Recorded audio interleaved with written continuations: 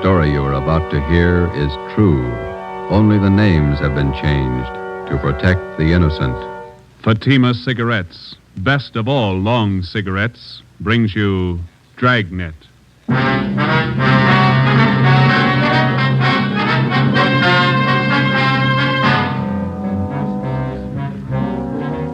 You're a detective sergeant. You're assigned to homicide detail. For 2 months, a depraved criminal has been at work in your city. Men and women have been robbed, brutally attacked. Your job, get him. If you want a long cigarette, smoke the best of all long cigarettes. Smoke extra mild Fatima. Yes, Fatima is the king-size cigarette which contains the finest Turkish and domestic tobaccos superbly blended to make it extra mild, to give Fatima a much different, much better flavor and aroma than any other long cigarette. That's why Fatima has more than doubled its smokers coast to coast. Enjoy extra mild Fatima yourself. Best of all, long cigarettes. It's wise to smoke extra mild Fatima. It's wise to smoke extra mild Fatima.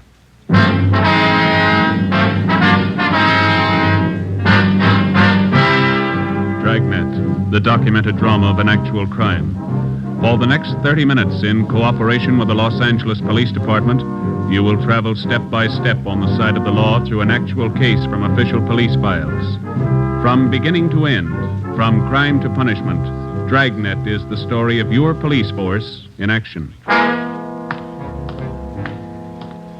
It was Wednesday, March 7th. It was cloudy in Los Angeles. We were working the night watch out of homicide. My partner's Ben Romero. The boss is Thad Brown, chief of detectives. My name's Friday.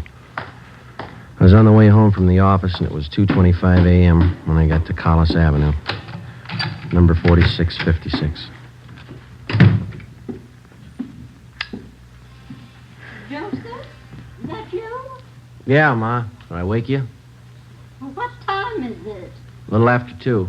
Oh, you can't keep this up. You've got to have your rest. Don't worry, I'm okay. You got any cold meat in the icebox? There's some pressed ham, a few slices of bologna. Didn't you have any dinner? A couple of hamburgers and a piece of pie. I got hungry again. Well, I had some nice beef stew for dinner. There's some left in the icebox. I'll come down and warm it for you. No, all I want's a sandwich, Ma. You go on back to sleep.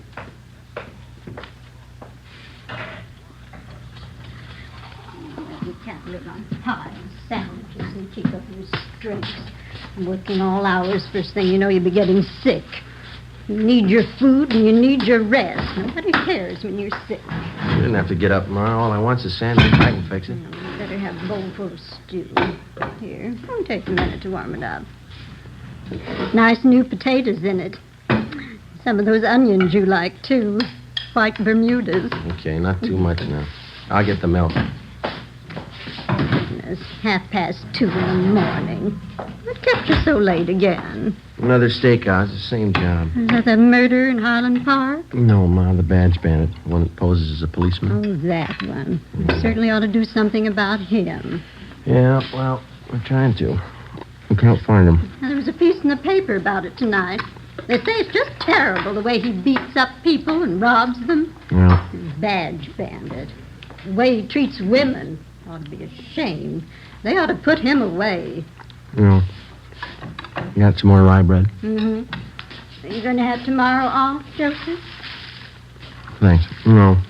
The captain says we work straight through till we get the guy. Oh. I thought you were going to have tomorrow off. Mm-hmm. Oh, you ought to tell the captain. You need your rest. You can't go on like this working all hours. You'll be coming down sick one of these days. 15 robberies, 15 assaults, all in 2 months.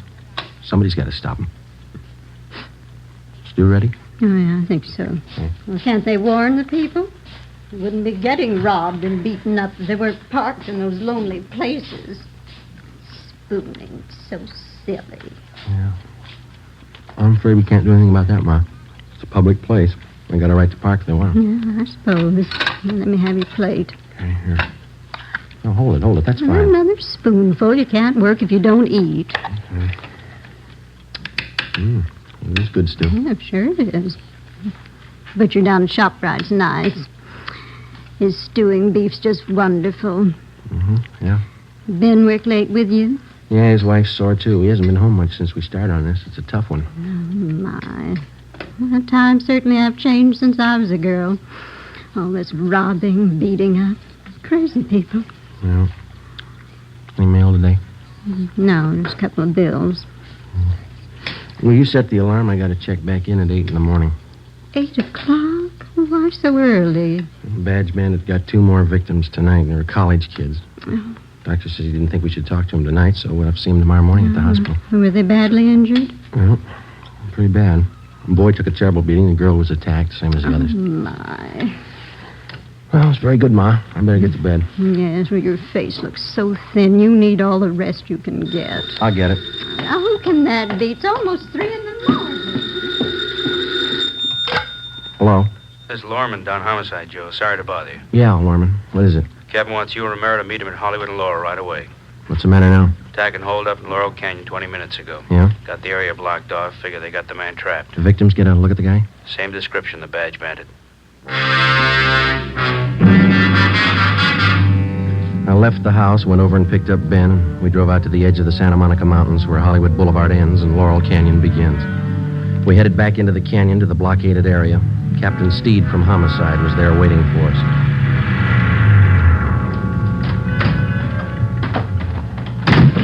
Hi, Skip. Yeah, just a minute. Taylor, call communications again. Have them tell the men out on Ventura to start moving in. Right, Captain. Sorry to call you back. Couldn't be helped. Okay. How's it shaping Control up? 3, Wait a Commander minute. of Search Detail in vicinity of Laurel Canyon. Unit 62K reports that they are at Mulholland Drive and Oakstone Avenue. Nothing further to report. No Okay, what'd you sign of say, Joe? suspect. So how's it shaping up? Well, here's a sketch of the area. Covers just about all the Laurel Canyon district. Well? Badge Bandit got his victims near the top of this hill here. Mm-hmm. Old man in the neighborhood heard a woman scream and phoned in. How sure are we the guy didn't get away? Well, the man who called in said the bandit had trouble starting his car. Finally left it and took off into the brush. He was headed west down this road here. Captain, I just had a call from communications. The crew from Leighton Prince are on their way. All right, any report from the detail up on Canyon Road? Nothing yet. I'll stand by the radio. Okay. How much area we got to cover? Now, from the mouth of the canyon here, all the way back to Ventura Boulevard. On the west here, from Lookout Mountain Avenue over to Crestview Drive on the east. How much have we got to go on? Crowley talked to the victims for a minute before they took them to Georgia Street. Yeah? The guy's description's the same. Heavy-set, blonde hair, chubby face, horn-rimmed glasses. Mm-hmm. Well, if he's on foot, there's plenty of underbrush around here to hide in. Just a minute. I want to get this call in first. Taylor, have communications contact 72K. Tell them to hold their line stationary. Yeah. We'll have the others close in from the west and the north. Right. You two better get up on Groveland Drive. Line's pretty thin up there. Olson can use the help. Is that the area where you abandoned the car? Yeah. I want you to cover all the houses in that area. Check with everybody you can find in the neighborhood. They may be able to help. If they don't answer, find out why. Okay. I'll be making the rounds in another 10 minutes. Check with you then. All right, let's go, Oh, Joe. one more thing. Yes, sir? I'll tell you what I told the rest of the men. This guy's in a corner and he's got a gun. There's only one way out for him. Yeah? Make sure it's not you. 3:45 a.m. Ben and I drove up to Groveland Drive and joined the search. We started our house-to-house canvass of the neighborhood where the suspect had abandoned his car. None of the residents had any further information to give us. 4 a.m. We kept on checking. 23 hours. It's a long shift. Yeah. I could use some sleep. Wife of mine is boiling mad. She's even mad at the kid. Yeah? What's the trouble? Oh, aunt of hers sent down some flower bulbs from Oregon yesterday, gladiola bulb. Yeah. Kid was playing with a little girl next door yesterday, and they found the box of flower bulbs. They put the mess of them in a pot of water and boiled them on the stove. What'd they do that for? Who knows?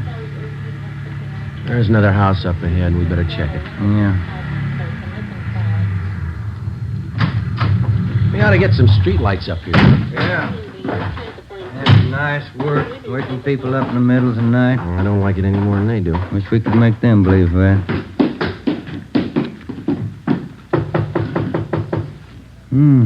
Nice neighborhood up here. Wonder what the price is on these lots. Well, it shouldn't be too high. They say real estate's coming down. Yeah, what is it? Police officers. Sorry to disturb you. We'd like to talk to you a minute. Oh, all right. Let me get the door open. What's been going on in the neighborhood tonight? Some kind of trouble? Cars racing up and down the hill? What's the trouble? Have you noticed any strangers in the neighborhood last hour? No, I just got to bed 20 minutes ago. I work out at Paramount. We're shooting nights. What's all the commotion anyway? We're looking for a suspect. He's supposed to be around this area. Well, I haven't seen anybody. I thought I heard somebody out by the garage a few minutes ago. Went out and looked around, but I didn't see anything. Did you check to see if your car is still in the garage? No, I left it in the driveway. No, sir. There's no car in your driveway. Sure there is. Let me show you. Hey, it's gone. Can we use your phone? Yeah, but I saw it just a few minutes ago. The car was right there in the driveway. You think that guy took my car? Yes, sir. It's a pretty good bet. You got your license number handy there? I don't remember it. I got it on a card in my wallet. Give me communication. Can you give us a description of your car? It's a Plymouth sedan, black, two-door sedan. With... Search detail, Laurel Canyon. I got some new information for all units in the detail. Here's the license number. Thank you. Will you broadcast this information to all units in the search detail? What was the make and model of your car? 46 black Plymouth, a two-door sedan. 1946 black Plymouth, two-door sedan, license number, let me see. 7 X-ray 2569. This car's just been stolen from 10211 Groveland Drive. Any identifying marks on the car? Well, I left my keys in it. No, sir. I mean, any special markings on the car? Maybe a dent in one of the fenders? Well... Yeah, George, hold on, we're getting it. The right headlight went out on me last night. I haven't had it fixed yet. The right headlight on the car is out. Notify all units in the search detail that we believe suspect is now in possession of this car. Right, thank you. Let's go. It must have happened in the last 15 minutes. I heard that noise and I went out to check. The car was there then. Well, here's our card. We'll be checking with you later. Yeah, I sure hope you find it. I don't know how I can get to work tomorrow without my car. Yeah, we'll notify you. Yeah, gee, I sure hope you find it. Thanks for your help. Come on, Ben. 7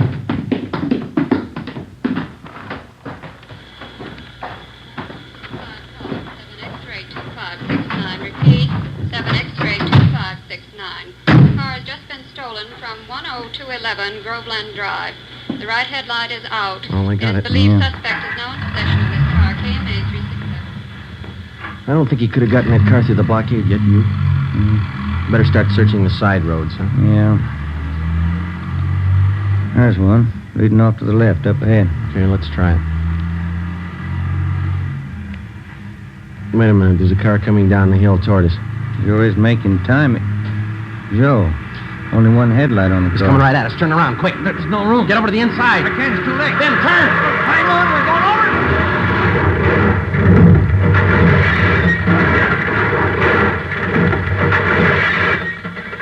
Attention all units. Special attention all units in search detail in the vicinity of Laurel Canyon. 80K reports theft Ben? of a 1946 You all right? Plymouth two-door sedan. Ben. License in the 5 column. An ambulance was called, and Ben and I were taken to Georgia Street Receiving Hospital. There I received emergency treatment for multiple cuts and bruises and a sprained left shoulder. Ben didn't do so well. He had a possible concussion, 2 broken ribs, and a half a dozen severe cuts about the face and arms. We were then taken to the P&F ward. The next afternoon, we had a visit from Captain Steed and Chief of Detectives Thad Brown. Friday, how you feeling? Pretty good, Chief. You saw Romero across the hall. You came out better than he did. Yeah, that's what I hear. You resting any? Oh, much better. No danger involved. Needs rest, that's about all. How long? Oh, he'll be here 2 weeks, according to the doctor. What about you? A couple of days. Too bad, Joe. Badge bandit? Yeah. Looks like you two got banged up for nothing. Oh? After he rammed your car, he ditched the black Plymouth, and then we figure he hit with the underbrush. Yeah? Somehow, while we were hauling you and Ben out of that wreck, he slipped through the line. Any fingerprints on the car? None we could use. It's rotten luck. I guess it was his night, huh? We're getting more men from Metro Division to help out. Mm-hmm. And we're doubling the number of decoys around the city. Policewomen, huh? And we'll have each of them planted in a parked car along with an officer in every area the badge bandit's been working. All he has to do is grab at the bait once. Yeah, if he goes for it. He'll have plenty of time to choose. We work the same setup every night till we reach him. It's a big operation. Might have to run it for weeks unless he quits. Well, there's only one way a guy like that ever quits. Yeah. When we stop him. Saturday, March 10th, 2 p.m. I was released from the P&F ward and went home. Ben stayed on at the hospital. He had at least another 10 days to go before release. Sunday, I spent at home. Monday afternoon, I checked back in at the office, and Captain Steed put me on decoy duty for that week, along with policewoman Dorothy River. We were assigned to cover an isolated parking area near Mulholland Drive and Beverly Glen. It was a nice view, but the duty was slow. No sign of the badge bandit.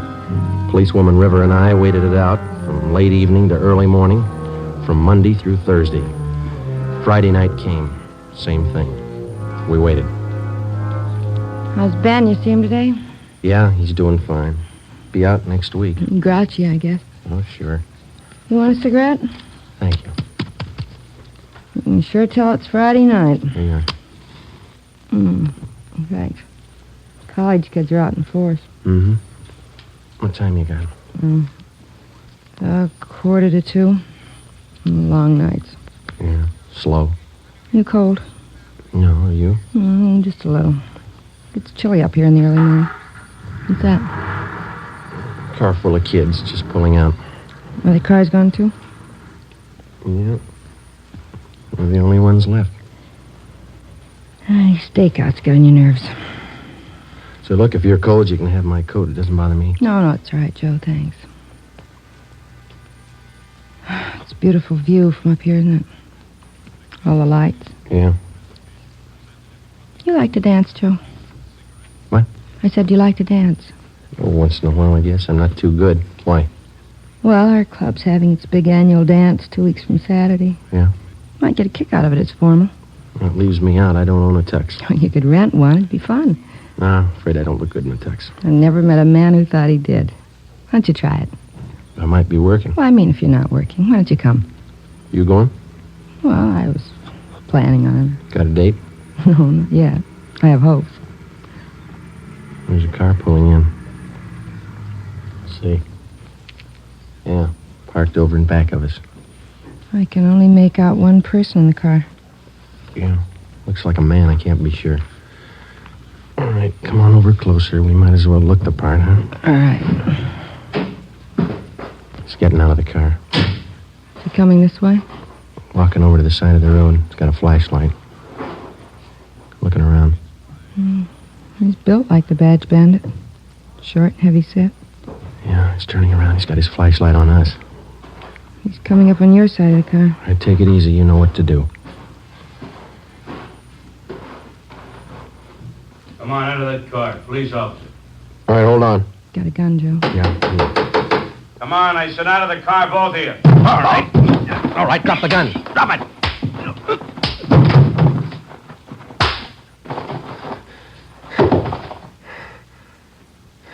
That's him. Yeah, Now I'll get the cuffs on him. thanks. I didn't think I hit him that hard. You didn't, I did.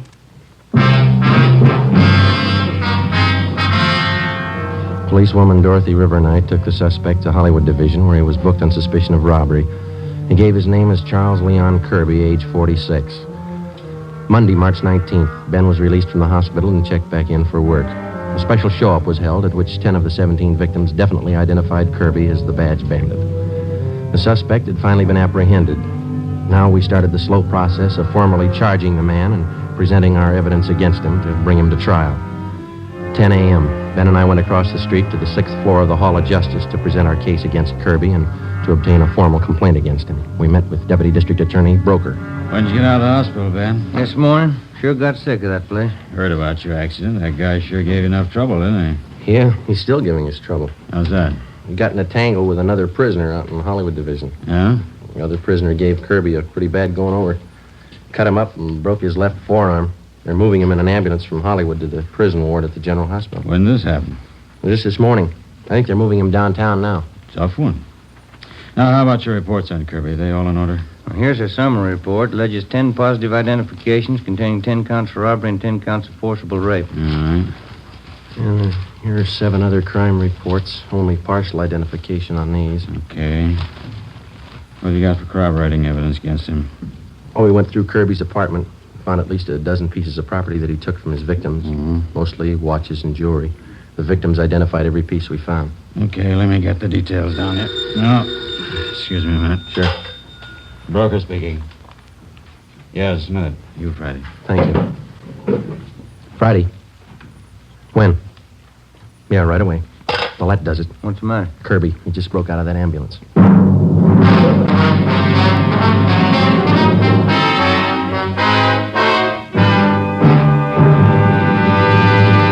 You are listening to Dragnet, the case history of a police investigation presented in the public interest by Fatima Cigarettes. If you smoke a long cigarette, it will be in your interest to listen to a typical case history of a Fatima smoker. It's the case of Mr. Richard Watts, Jr., drama critic of one of New York's great newspapers. This is his actual signed statement. My working day starts when most people are going to bed. When the curtain closes on the last act, I've got a newspaper deadline to make. Working more means smoking more. And that's when Fatima quality really tells. I agree. It's wise to smoke extra mild Fatima. And so do more and more smokers every day. Actual figures show extra mild Fatima has more than doubled its smokers coast to coast. So enjoy extra mild Fatima yourself. The king-size cigarette, which contains the finest Turkish and domestic tobaccos, superbly blended to make it extra mild. You will prefer Fatima's much different, much better flavor. You will agree. It's wise to smoke extra mild Fatima. It's wise to smoke extra mild Fatima. The best of all long cigarettes.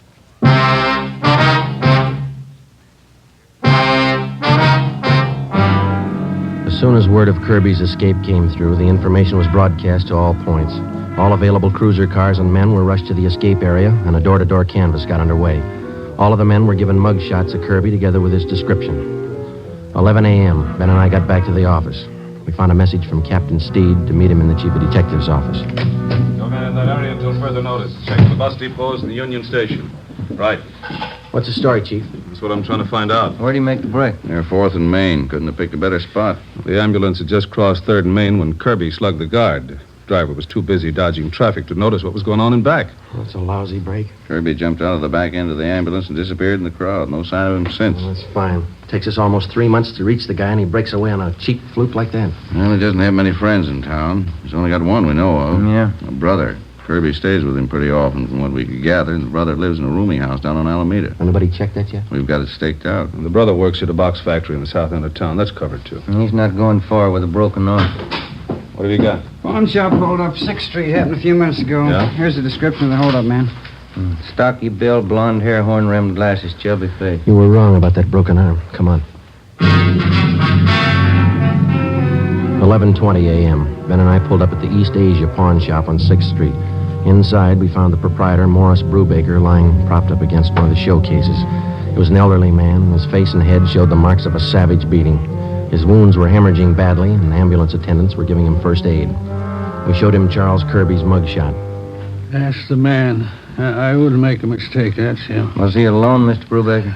Yes, by himself. He has to look at a watch, and when I turned to get it, he kicked me. I fell against the showcase and cut myself. He pulled me in the back room. I didn't even know him. He kept beating me. Easy, Mr. Brubaker. Let me get this compress on. How much did he get away with, do you know? I'm not sure. A blue suit, blue overcoat, wraparound, and navy blue both. He kept hitting me. All right, sir, just take it easy. They'll have you out of here in a minute. He kept hitting me like a crazy man. This is antiseptic. Might sting a little. Okay.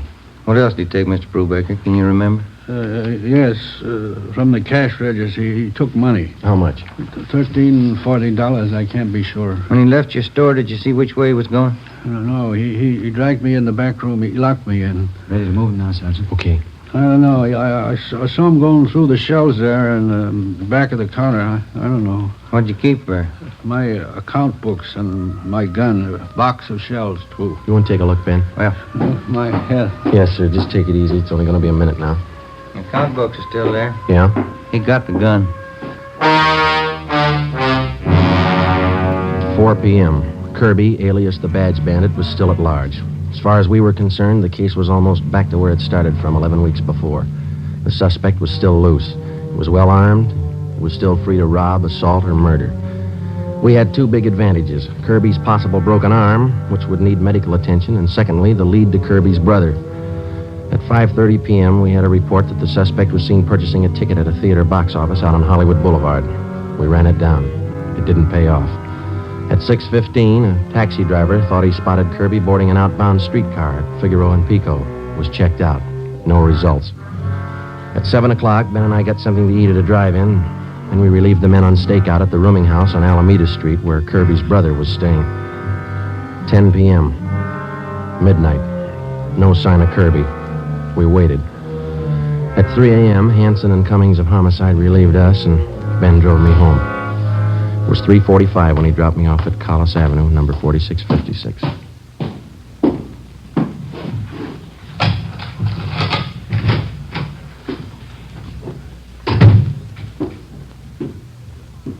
Joseph, that you?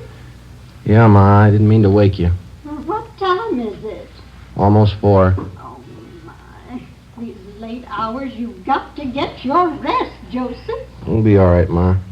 Got something to eat in the icebox? There's a little cold meat and some cheese in the cupboard. Just want a sandwich. You go on back to sleep. I had some nice meatballs and spaghetti for dinner. I can warm some for you. My, kind sandwiches working all hours. You just get sick, Joseph, and you'll see nobody cares about you when you're sick. I wish you wouldn't get up, Ma. I can fix something. Well, warm up the meatballs and spaghetti. You need something substantial. I get it. 4 a.m. I hope it's not that awful calling from him. Hello? Lorman down homicide. Yeah, Lorman. Thought you'd like to know they just got Kirby. Where? At his brother's place about 15 minutes ago. Hanson and Cummings grabbed him. Any trouble? No, grabbed him before he got to his gun. We just locked him up. Thought you'd like to know. Yeah. Thanks, Lorman. Night. All right. Well, that was it, Joseph. The office, Ma. They got Kirby, the badge bandit. Oh, did they? Well, that's nice. Maybe you'll have some time off now. Yeah. Never fails, does it? You work on a case for 3 months. Leave it for 30 minutes and it's all over. Well, the food's warm. Is there anything else you want? No, that's fine, Ma. You go on to bed. Yeah. Well, all right, Joseph. Now, don't stay up too long. All right. Good night. Good night. Hey, Ma. Yes, Joseph? Have I still got that old tuxedo around?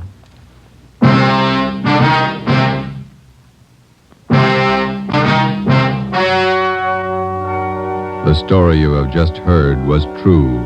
Only the names were changed to protect the innocent. On June 27th, trial was held in Superior Court, Department 87, City and County of Los Angeles, State of California. In a moment, the results of that trial. It's amazing how many long cigarette smokers are changing to extra mild Fatima.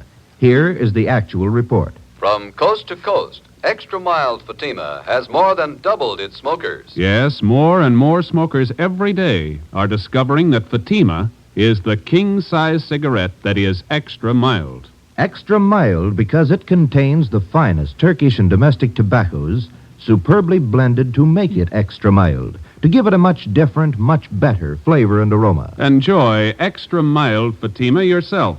The best of all long cigarettes. It's wise to smoke extra mild Fatima. It's wise to smoke extra mild Fatima.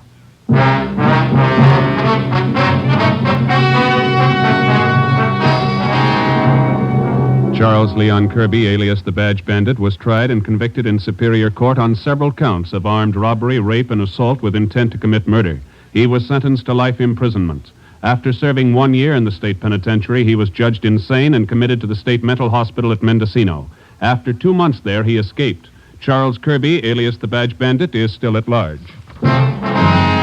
You have just heard Dragnet, a series of authentic cases from official files. Technical advice for Dragnet comes from the Office of Chief of Police W.A. Wharton. This is NBC, the national broadcasting company.